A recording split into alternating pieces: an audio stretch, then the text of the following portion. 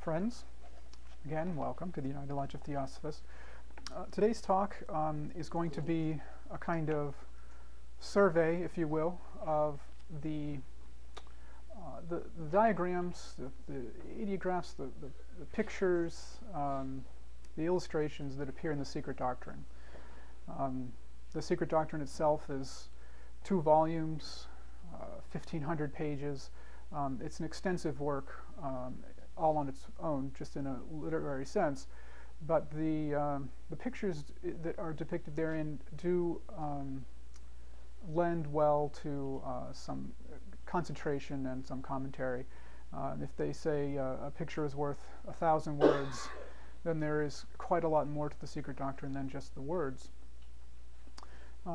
Before we go to a short slideshow of the first dozen or so pictures that appear there, simply going in order, more or less, from the beginning of the book, this will undoubtedly be a multi-part presentation. The diagrams themselves are really just the tips of the icebergs when it comes to the philosophy contained in the Secret Doctrine. So we'll just take first what Blavatsky herself saw fit to present first.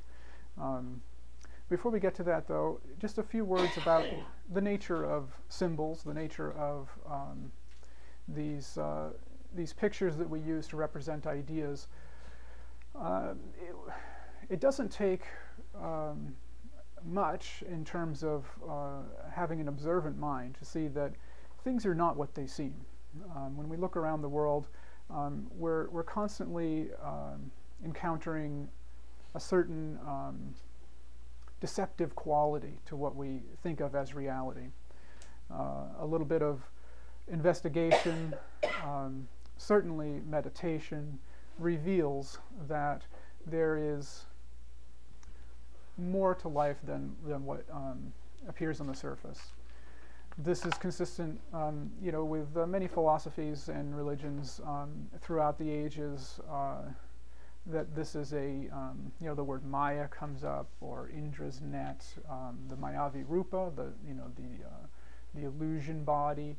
There's many names for it, many representations of it, but the fact remains that anything we see is really just a representation in manifestation of the archetype of that thing, or the ideal of that thing, or the idea behind it. There's some noumenal truth that is being conveyed by every phenomenal observation. And so that's no different with any letter or word formed from letters, or sentences formed from words, etc., paragraphs, pages, books. They're all simply layers and layers of illusion, obfuscations of one kind or another, that are necessary because the world we live in is an illusion. The way we understand it is through illusion. We are illusion ourselves. So there is a sort of corresponding reality to this process. How pervasive this concept is, meaning every aspect of manifestation falls under this rubric of outward appearances masking inward ideas, will be seen in the slideshow. We'll just use quotes from the Secret Doctrine directly to explain the images, with some commentary, certainly opportunity for questions if there are any as we go, or we can wait until the end and ask questions at the end. There will be ideas here, inherent in here that will be jumping off points for further discussion. The pictures themselves, some of them are offered in a very incidental way, if one could say that. That is to say, the way they're presented in this introductory material of the Secret Doctrine is such that some things are mentioned with the intent on the writer's part that there will be a bigger discussion later on, further in the book. Certainly as we continue this series of talks on these images and these pictures and diagrams, we will return to these that we see here in the introduction. We only cover here today about the first 100 pages or so of the Secret Doctrine, and most of the images come from the first 10 pages or so.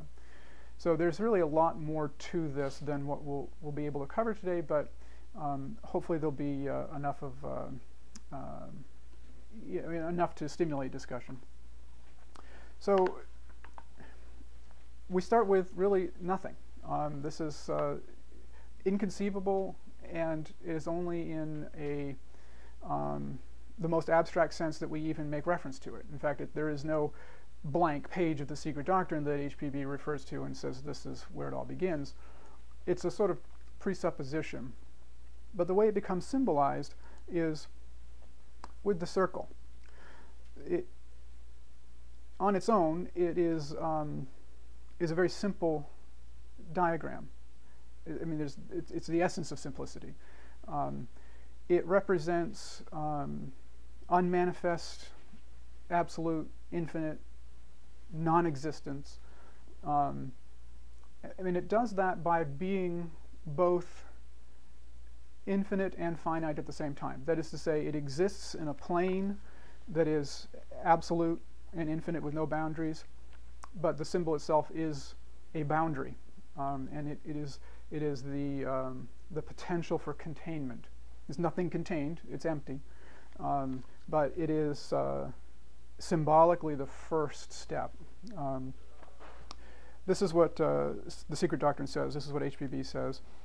She says, an expansion of this divine essence from without inwardly and from within outwardly occurs in obedience to eternal and immutable law. And the phenomenal or visible universe is the ultimate result of the long chain of cosmical forces thus progressively set in motion. In like manner, when the passive condition is resumed, a contraction of the divine essence takes place, and the previous work of creation is gradually and progressively undone. The visible universe becomes disintegrated, its material dispersed, and darkness, solitary and alone, broods once more over the face of the deep. To use a metaphor from the secret books, which will convey the idea still more clearly, an outbreathing of the unknown essence produces the world, and an inhalation causes it to disappear. This process has been going on from all eternity, and our present universe is but one of an infinite series which had no beginning and will have no end. HPB is actually here quoting herself. This is a passage from Isis Unveiled that appears in the Secret Doctrine, and she says that this is what is being explained by the following sequence of symbols. She says the first illustration is the plain disk, and the second one in the archaic symbol shows a disk with a point in it. She says the first differentiation in the periodical manifestations of the ever-eternal nature, sexless and infinite, quote, aditi in that, unquote, that's from the Rig Veda, to point in the point in the disk or potential space within abstract space. That's on page 4. Page 19, she returns to this idea, saying, at this stage of the reawakening of the universe, the sacred symbolism represents it as a perfect circle, with the root point in the center. And here she capitalizes center, and that's never by accident, so it's just something to think about. She goes on, this sign was universal, therefore we find it in the Kabbalah also. The Western Kabbalah, however, now in the hands of Christian mystics, ignores it altogether, though it is plainly shown in the Zohar. It continues with the diameter across horizontally. And she says, in its third stage, the point is transformed into a diameter. Thus, it now symbolizes a divine, immaculate Mother Nature within the all-embracing absolute infinitude. By the third symbol, the circle divided in two by the horizontal line of the diameter, the first manifestation of creative, still passive because feminine, nature was meant. The first shadowy perception of man connected with procreation is feminine, because man knows his mother more than his father. Hence, female deities were more sacred than the male. Nature is therefore feminine and to a degree objective and tangible, and the spirit principle which fructifies it is concealed. There's a footnote that pertains here as well. It says, we are told by Western mathematicians and some American Kabbalists, who they are would be interesting to know, that in the Kabbalah also, quote, the value of the Jehovah name is that of the diameter of the circle. And to this, the fact that Jehovah is the third Sephiroth, Bina, a feminine word. She says, and with this you have the key to the mystery. So what lock that key unlocks is a different question. Then we continue on. The diagram evolves into the cross within the circle. When the diameter line is crossed by a vertical one, it becomes the mundane cross. Humanity has reached its third root race. So we've gone from the absolute and the origins of the universe in a few stages here. We're now talking about the progress of humanity through the various root races. It is the sign for the origin of human life to begin. The cross within a circle symbolizes pure pantheism, which is appropriate because we're still dealing with a very broad philosophical concept. The Western Kabbalah, now in the hands of Christian... Oh, okay, we read that already. Oh, it says, these sectarians begin at the end and show as the symbol of pre-genetic cosmos this sign, calling it the union of the rose and the cross, the great mystery of the occult generation from whence the name Rosicrucian comes, the rose cross. She says that when the circumference disappears, it leaves only the sign of the plus, and that represents the fall of man into matter in its finality. It has been accomplished and it is complete, and that is where the fourth root race begins. She says that when the cross was left uninscribed like this, that it is a phallic representation. That has significance later when the circumference returns in her exposition, and it becomes sexless, but we'll see that in a second. Once that top cross piece disappears, it takes on the name of the Tau, T-A-U, inscribed within the circle.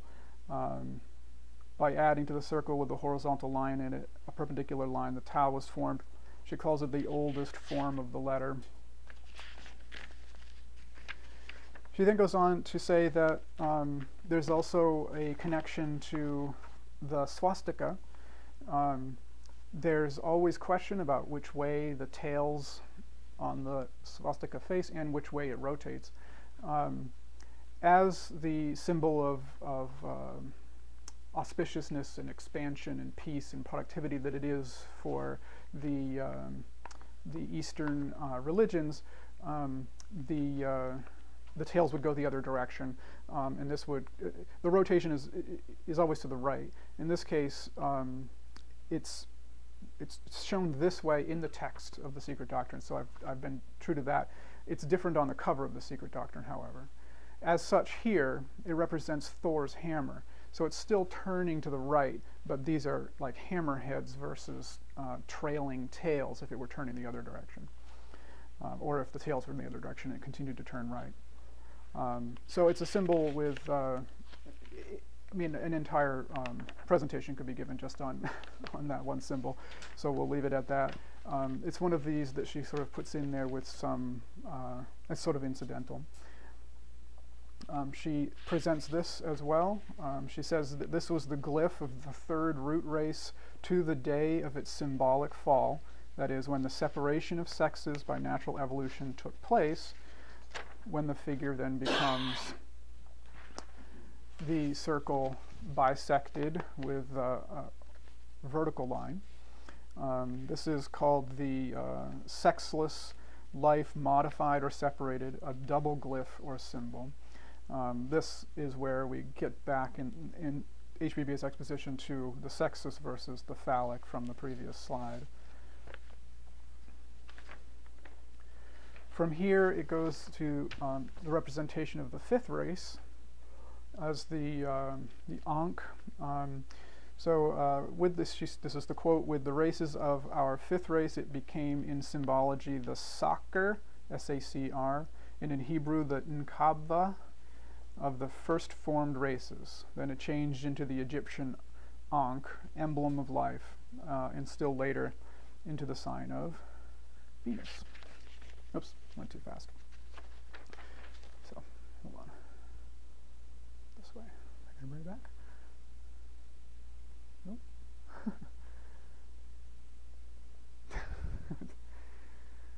There we go.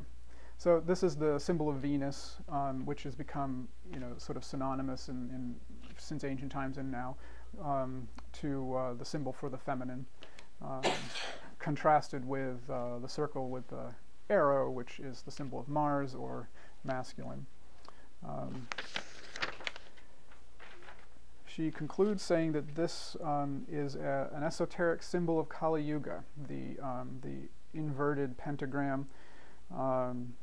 She says, thus reversed, it is the sign of human sorcery, with the 2 points at the top being horns turned heavenward, and it is a position that every occultist will recognize as one of the left hand and used in ceremonial magic. She mentions it only briefly, and it's here mostly for the sake of completion and thoroughness, but it does come up, but in its correct state, which was pointed upward.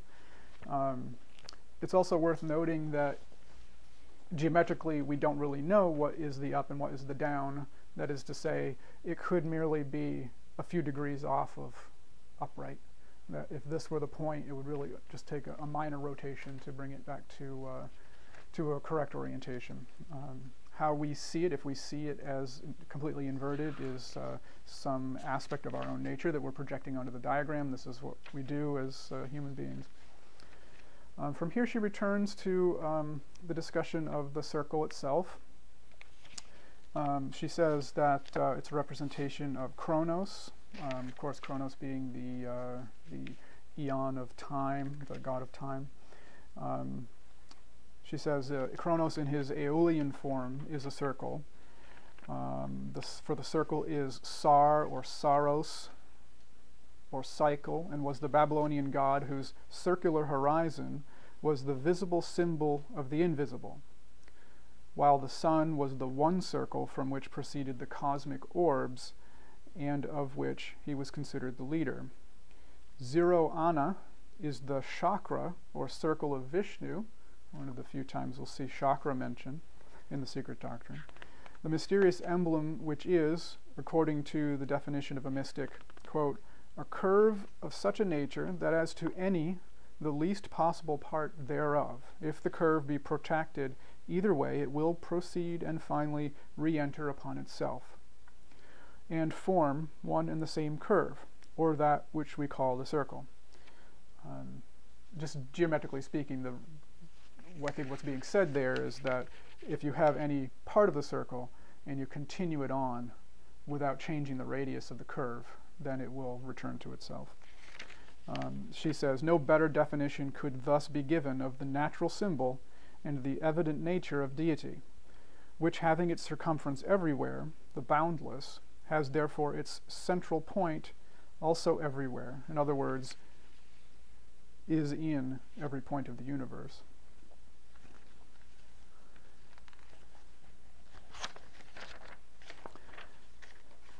She starts to talk about the triangle. In the text in line, it's by itself, but she talks about it as inscribed in the circle, along with some other material, so I'm going to present it that way. On page 113, she says, the Christian Trinity had its origin from the triangle of the heathen, in the archaic occult and symbology. The three strides relate metaphysically to the descent of spirit into matter, of the logos falling as a ray into spirit and then into soul, and finally into the human physical form of man, in which it becomes life. She says the triad forms within the circle the tetractys, or sacred four, the square within the circle being the most potent of all the magical figures. This figure, the tetractys, is made up of 10 dots, but it's 4 lines, 4 on each side. But it's a triangle of 3 sides, so it all on its own embodies an enormous amount of very deep symbology, and this is what is meant when she says the square inscribed within the circle. Also on page 99, she says the boundless circle 0 becomes a figure or number only when one of the 9 figures precedes it, in this case the 1, and thus manifests its value and potency. The word or logos in union with voice and spirit, the expression and source of consciousness, standing for the 9 figures and thus forming, with the cipher, the decade, which contains in itself all the universe.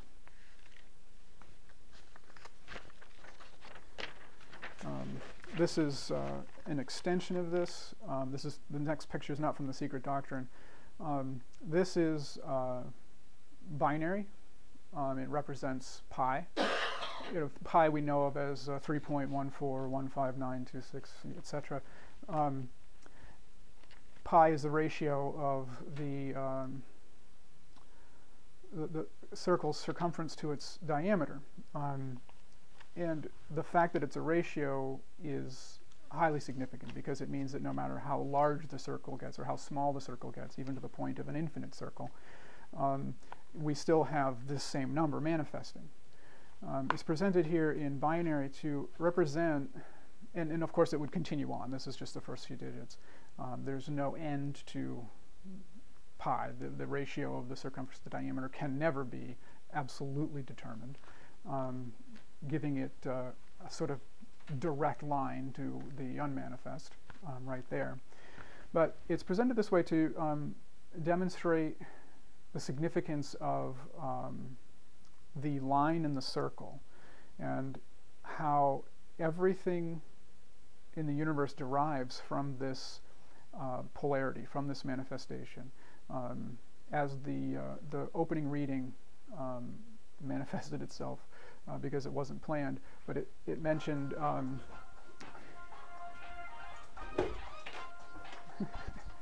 the opening reading, it's okay, mentioned that the Lord of Beings created 2, that out of this absolute manifestation was the circle and then the line, and this is, the essence of all matter is, when you bring it down to its most essential level, when you look at the atoms that make up the material world, it's mostly space and energy. When you look at what makes up the atom itself, it's just all energy. There is really no matter there.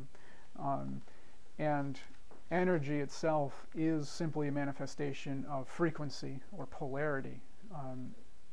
There is no existence outside of the motion from one to another. That if you don't have one and another, then there's no motion, there's no action, there's no energy, there's no polarity, there's no matter, there's nothing. So binary really is this beautiful representation of a direct line, again, to the earliest manifestations of our universe, of the multiverse, of manifestation itself. The Secret Doctrine, has been put into an electronic format, many years ago, and that electronic format is contained within a single computer file, and that single computer file is simply a series of zeros and ones. at its most basic level, which means that it is a single number. It is a number sequential. If you take that number of zeros and ones and change any one of them, you don't have the secret doctrine anymore. You have some alteration of the secret doctrine. But the secret doctrine in its purest form, like anything, that's just the book. We are also reducible to a cipher, to a zero in contrast to our environment, in contrast to others, in contrast to the higher nature versus the lower nature, positive versus negative, light versus darkness, heat versus cold, all of these pairs of opposites. And this is why so much emphasis is placed in the philosophy on rising above these pairs of opposites, because it is only in doing so that we really transcend all of the illusion, all of the material world and its various forms, all of which, as we've discussed already, are just part of the illusion. This, continuing back to the secret doctrine, this is how the secret doctrine presents pi. You can probably figure it out, the 3 and the 4 and the 5, but just to make it clear, the ones act as delimiters for the triangle, the square, and the pentagram. In this case, the pentagram, of course, is pointing upwards, indicating the right hand, to contrast what she said about the one pointing downward being the left hand. And it has a dot in the center. She doesn't explain why the dot is there, at least not in these pages, perhaps later in the work she does. But if the pentagram represents the human being, then the dot in the center is one aspect of that human, the human nature.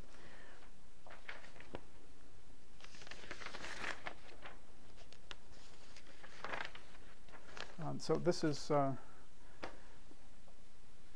it for the slideshow. So I've said most of what I intended to say in terms of the connections that we can draw towards the world of illusion and the world of representation. It's important to remember that this illusion is necessary and useful, that it isn't something to be dismissed.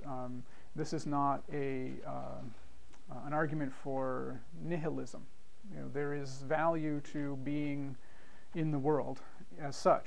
This is where we learn. This is where our energy has brought us here to this point, our karma, because there is as yet unmet actions and reactions still to happen. So it's almost the abstract concept of these things being out there, that there's this non-illusory world, is somewhat academic, but we need to start with it there and let that be a seed for meditation, so that it can inspire us to connect with that higher nature, which itself partakes of that absolute nature. So, plenty of time for questions or comments. Yes. Back to the swastika, as you stated, in the text it's one way, and then on the outer cover it's another way. What's the reason for that, you think? Well, on the cover, we know from other discussion of the symbol, it represents the swastika, which is the word that word means peace or auspiciousness. It's just a symbol of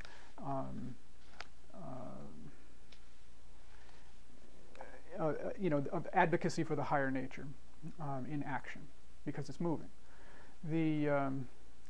The one represented in the discussion and in the text is, she calls it Thor's hammer, and it's simply the tails are not tails; they represent hammerheads, because it's turning to the right. What Thor's hammer means is not described. That would be something you would have to do some research on and find the meaning behind that. She chose to depict Thor's hammer and said, and also you could call this the swastika. In both directions it's really called that, but in terms of its meaning, it's the swastika when it's the opposite tails go the other way. The opposite meaning to the swastika, basically. What was that, Colin? Opposite meaning. That it's the opposite meaning of the swastika. What is the opposite meaning of Thor's hammer is the opposite meaning of Yeah, if we swastika. say the swastika is a symbol of peace, then obviously Thor's hammer is a symbol of war. So it's like the opposite. So then it appears to be, as you presented there, going clockwise, right? Yes. So in both cases, are they going clockwise or is it going to the left? Because we don't want the, what the Nazis did, right? Right. So is there a swastika going to the left, or is in both cases the one for theosophy they all go to the right? I'm asking basically. Yeah, theosophy. See, the thing is, theosophy is universal, and it treated the swastika in that way. It did not lend it in positive or negative qualities in any particular sense, one way or the other. And all of the literature from HPB and William Pugh Judge was written before the Nazi movement. The Nazis adopted the swastika in the 1920s, so it was sort of after the fact with the 19th century, the 1800s, 19th century impulsion of the theosophical movement. So none of their commentary is in any way in reference to the Nazis. What the Nazis intended, one would have to study the Nazis. Their use of it is minimal compared to the long, long history that this symbol has. The symbol goes back thousands and thousands and thousands of years. The Nazi use of it is a blip, within that. And it's very present in people's consciousness in modern day, certainly. But we hope not to get too bogged down in the negativism of how a symbol might be misused. It appears on flags primarily, in the Nazi usage of it. Flags are visible from two sides, which means it just depends on which side of the flag you're looking at. It goes the opposite direction if you're on one side of the flag, and one, you know what I'm saying? So there's not much value in getting too hung up on the Nazis' use of the swastika. Just to interject something, you have to remember that the heavens go one way, and those of us on earth go the other way. So those two might be representative of it. Okay. Excellent point. Do you mean humanity? Sorry? Humanity goes the other way. The heavens go. When you look at the zodiac, Yeah. we went from where? Piscean age to the Aquarian age. Yeah. But the heavens go the other way. It's in the opposite direction. And the swastika might represent those two aspects. Okay. Yeah. I have a question about this ones and zeros in a binary code. So you said that everything is energy. So in energy or vibration terms, frequency terms, what 1 and 0 may mean? Well, 0 means off, and 1 means on, but that's only sort of in a mathematical or numerical representation. I mean, it represents positive and negative or polarity. Something is or something isn't, right?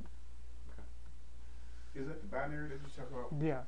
It is or off and on. Mm-hmm. That's what makes it binary. The fact that it's two. Yes. I see. Okay. Further question. That question mark that you have there in the circle, could that also could X be substituted for that question mark?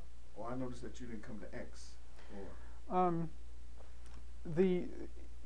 X stands in for a variable or an unknown, because it comes from algebra. Algebra is from the East. It's from the Arabs, and so it comes from the Arabian language. There's actually I saw a fascinating talk on this recently. Just as a quick aside, this is not necessarily theosophical, but it was a well-researched and well-presented discussion on the use of X as a stand-in. It's a mispronunciation. It's a Spanish mispronunciation of an Arabic mathematical concept. Like they used a word to stand as something like, this that we do not know, right? And the Arabic word for that used letters, used like phonemes that weren't available in Spanish. So when the Spanish were sort of translating Arabic algebraic texts, they just called it X. There was just there's no the symbolism of the X itself. I mean, nothing happens by accident, nothing happens by coincidence, but how it evolved is somewhat obscure. to say the least. Yeah. Well, back to the sign for Venus, which is with the circle with the cross underneath, which today we humans depict pretty much as a person, right? Whereas the sign for the third race is a T, you know, the first solid race, right? But now the cross, was that the fourth race you say? The Atlantean. Now that's fourth race man. Now, man is solid at the fourth race, okay? I'm just trying to work out the sign for Venus, which we associate. You know, when kids draw a picture of a man, right? It's a circle and the stick guy, right? The cross. But that man is also, that picture that we see there is of Venus. And I'm just trying to figure out right now as we speak how that's what we're depicting. We're depicting Venus, which is so high and so far above us. But whereas, okay, the circle, the globe, the head, right? And the form, I guess I'm getting to form. And Venus, if they're so higher than us, but yet the Atlanteans, I mean, that's just a cross, right, itself, with no head. You see what I'm trying to work out here? It begins with this, in terms of the races, it begins with the horizontal cross with just the piece on the bottom. And then it's the piece all the way, like the whole plus, that, and then it continues on to the plus with the circle above it. The circle moves up. It's this increasing height to it. It's an ascending evolution. The symbol goes through this ascending cycle. Okay, so if the circle is ascending, it would seem like the Atlanteans. Okay. It's not just the circle; it's the elements of the symbol itself. Yeah. Okay. Right. I mean, you can go back to here. Hold on. And yeah, this is without. It's the Tau, but that evolves if we skip over the swastika. It elevates to that. It goes. So you lose the circumference, and that bar that was a cross, brings up. It raises this up, and now it's on top. That's the third race, right? Yeah, and then the separation of the sexes. And then this, she says, represents the fifth race. Right. With the crux on Sata. Yeah. Excuse me, I have to ask a question. I thought that the star with its horns upward is the sign of the fifth race. Please correct me if I'm wrong, because that's what I read in the Secret Doctrine. Okay. This is not the one that I read as being the sign of the fifth race. I need to be corrected if I'm wrong. I need to look at the Secret Doctrine. That's just, no. Because that's the Ansata and that's the Egyptian Tau. I must look in the Secret Doctrine to correct myself because I read. Well, there can be more than one. No, there's only one sign for each race. It says, with the races of our fifth race, it became, this is page 5, in symbology, the Sakr, S-A-C-R, and in Hebrew, Ankabva, of the first formed races. Then it changed into the Egyptian, crux ansata or Ankh. And she parenthesizes this emblem of life, and still later into the sign of Venus. And then she shows that. This is page 5. You want to look that Yeah, over? I'm looking at So Venus, that little part, what you just left right there, that was the Ankh, right? It transformed into the neck, Yeah, see, like she says it goes from being the Egyptian emblem of life into the sign of Venus. Okay. Is there a symbol for the fourth race? Yeah. You had the third and fifth, but you didn't put up one for the fourth, did you? The fourth is the cross. Yeah. Oh, it's the esoteric symbol of Kali Yuga. Is the 5-pointed star reversed. The sign of human sorcery, with its 2 points turned heavenward, a position every occultist will recognize. So it's the sign of the esoteric symbol of Kali Yuga. Right. That's the fourth right, choices? Yeah. Well, let me verify that. Where does she have the fourth? Kali Yuga. We are in Kali Yuga. I mean, the quote around this one says, "This is the has reached the third root race. It's a sign for the origin of human life to begin. When the circumference disappears and leaves only the cross." Did it work? There you go. It is a sign that the fall of man into matter is accomplished and the fourth race begins. So that's actually the fourth. And the other one is the third. When you say the fall of matter has commenced, Fall of man into matter is accomplished, accomplished. and the Okay. fourth race All right, begins. gotcha. In other words, they have become solidified. Is that what that means? Right. They become solidified in the third. No. Yes. You Become become more solid. you become more solidified as the time goes along. Yes, yes, yes.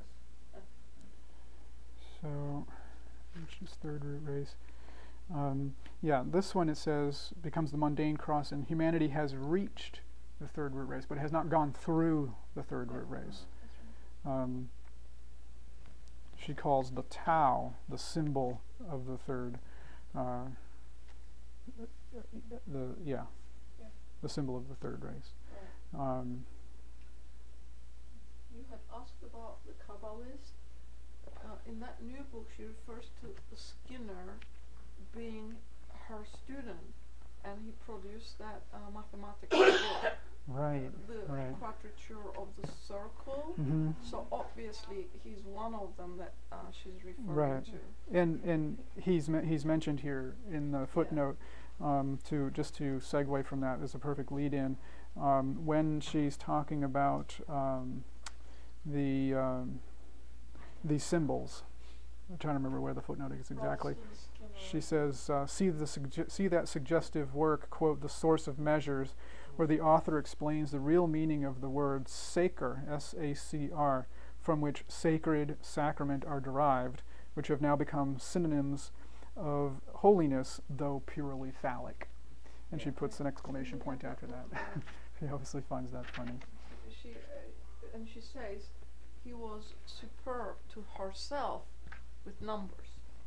His mind worked really well with mathematical conceptions. She obviously helped him write the book, so it's worthwhile looking at it. Yeah. But it's not easily understandable to this student anyway. Yes, it is a complex book. Now, Yes, please. now you've used two words starting with P. Could you expand on them? The first word early was pantheism. You say, I think, pure pantheism. And then just a second ago you said phallics. So could you expound on first pantheism and then phallicism? Well, sure, a little bit. Okay. Pantheism, I think, as we all know, is the concept, both within theosophy and in many other philosophical traditions, that the divine is everywhere and in everything. It is antithetical to the concept of a single creator God that is in charge of everything at the top of some cosmic hierarchy. But it does not have issue with the existence of hierarchies and creator gods, plural, within those hierarchies. But pantheism is the idea that is discussed in the Key to Theosophy, where HPB says even in the fragment of cigar ash, there is divinity there is God there. Phallicism is, it comes up in lots of different traditions and lots of different cultures. It's in its highest form, it's the concept that there is a masculine and a feminine aspects to nature, and that the qualities are distinct within a creation myth. You know, the qualities are distinct for the masculine aspects of nature versus the feminine aspects of nature.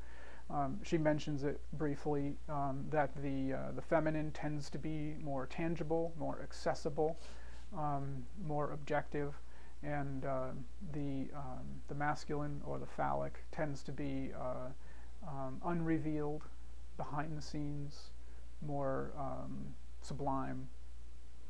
So yes. There's a very intricate suggestion about that word phallic, and this student had brought it to the student body's attention in Isis Unveiled in the last talk, and this is a gist of it. You mentioned it also. She explains from the beginning that the female gods were more prominent in the older civilizations, and she explains the reason, and you mentioned it. But with the Jewish nation, she says, they reversed it. They started with the third-rate god, Jehovah, which is Binah, which you mentioned, and made that their tribal god, and then sold it to the Western world as the one god. And she explains that there is no right given to any nation to impose such a limited concept of deity on the whole world. Mm-hmm. And that's what that phallic sign comes from, that they humanized it, conceptualized it into a masculine god for their own purposes, whatever that means. Right. Okay. Thank you. Yeah.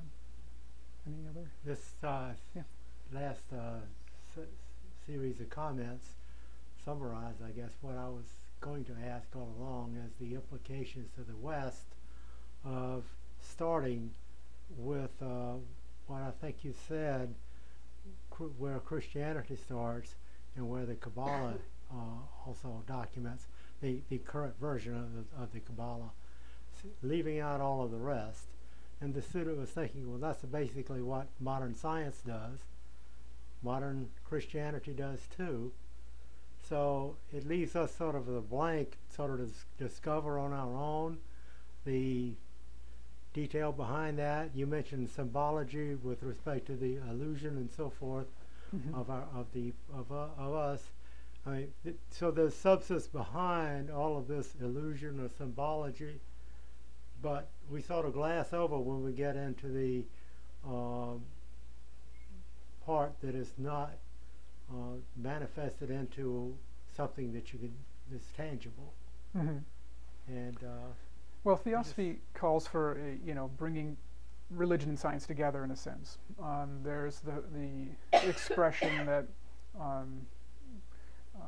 science has lost its heart and religion has lost its mind. And if you could bring them together, you have what we need no new term for that. We can simply call it what it is, which is theosophy. So there's value in both. I mean, there's lessons to be learned in both. The theosophical movement has fragmented since truth manifests, with a capital T, into all the different various races, cultures, histories, philosophies, arts, sciences. There is no movement other than the theosophical movement. So it just appears in different ways in relative degrees of corruption. And finding the truth is a matter of stripping away all those things that are obscuring it. The truth itself is unassailable. It cannot truly be corrupted. It can only be obfuscated, and only temporarily. There are, any number of movements in the course of human history that have been lesser or greater reflections of the purest theosophy we can find. They are all subject at one level or another to the failings of human nature, to the concepts of dogmatization and secularization. And we need to be on guard for these, no matter how authentic we think our experience of theosophy is, or whatever we're calling it within our particular time period, religion, culture, background, etc. We need to be personally responsible for everything we take in and what we do with it. So that's that's the gist of it when it comes to science. Science is, at least in the modern scientific revolution, if you'll say, Aristotelian science is at its heart defined by its ability to evolve and grow. So we don't want to dismiss science. It does have a tendency to be somewhat myopic. It thinks that everything it knows right now as the truth is the truth with a capital T, when it really is just the truth with a lowercase t. It evolves everything we thought, like if we were to take a snapshot of what science knew 100 years ago, almost all of it was wrong, or certainly incomplete. We tend to think that we have things a little more complete now. But these attitudes are changing too. I mean, we have the inexorable influence of the passing of the Piscean age and the advent of the Aquarian age, as was mentioned earlier. That swastika is turning in the right direction to encourage the adoption of more broad-minded scientific philosophies and concepts to bring these things together. The Piscean age is defined by dogma and rules and things being set a certain way. The Aquarian age is defined by washing all of that away. So there's a lot to be said for science right now, and there's a lot to be said for spirituality without that religious dogma that's attached to it. But the work of the masters to preserve theosophy in ways that are spelled out very clearly in the theosophical literature should not be ignored. That is where things are preserved and available to earnest seekers everywhere, and will never fail you if you pursue it in that sense. I can just make a comment, please. As you mentioned, truth has been presented to the world, even in the theosophical movement, with many fudge factors. But the new seekers are the ones that we ought to be concerned about, because they really truly do not know what is the truth and what is the untruth. It is the responsibility of each true student of theosophy to preserve the immaculate form that philosophy was sent into the world, because HPB warns us not only that those newcomers can be fooled and misled in the wrong direction, becoming pseudo-theosophists, but we ourselves are in the same danger as any other that fell in the past, that it is very easy to become a psychic, a sensitive, and a medium, thinking that we have arrived when we haven't even started, and forget all of the spiritual aspect of that philosophy, which can only be accessed through the innermost quietude of the soul. In other words, in our quiet corner, when you said meditate. Well, at this stage, perhaps we're learning to concentrate, but it is the same concept, that the inner reality of the philosophy of the masters presented in a philosophical expression has to become a living power in each theosophical student. And that is the value of this movement, that it has to become alive in you and not a dogma. Because if we get up and say it, then that comes from the mind.